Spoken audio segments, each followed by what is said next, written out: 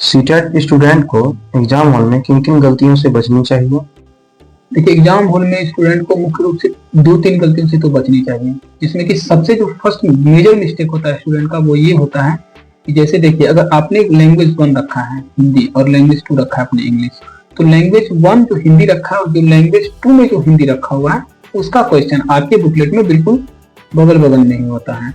फिर आपका जो लैंग्वेज 2 रखे हैं आप इंग्लिश और किसी का लैंग्वेज 1 इंग्लिश है, उनका भी क्वेश्चन बिल्कुल सामने ही रहता है। तो अब होता क्या है ना कि स्टूडेंट इसमें मेजर मिस्टेक क्या करता है, जैसे मेरा लैंग्वेज 1 है हिंदी, हमने हिंदी लैंग्वेज 1 लगाया, उसके बाद जैसे ही लैंग्वेज 2 मुझे इंग्लिश लगाना चाहिए और वहां पे क्या करता है मिस्टेक कि लैंग्वेज 1 जिसका इंग्लिश रहता है वो लैंग्वेज 1 वाला ही अपने जाकर ओएमआर शीट में फिल कर देता है। तो ये एक मिस्टेक से बचनी चाहिए।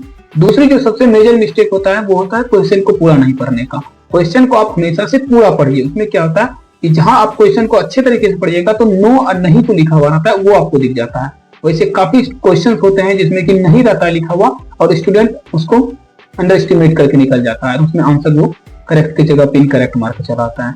तीसरी जो सबसे मेजर मिस्टेक वो करता है कि जैसे सीडीपी का जो आपका क्वेश्चन होता है वो क्वेश्चन हिंदी में अगर आप पढ़िएगा तो हो सकता है कि आपको समझने में प्रॉब्लम होगा। तो उसके लिए आपको क्या करना होता है कि हिंदी में इंग्लिश में पढ़ना होता है।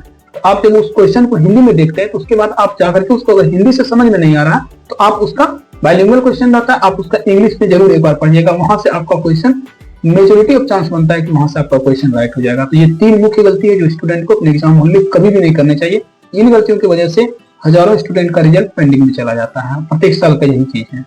Thank you.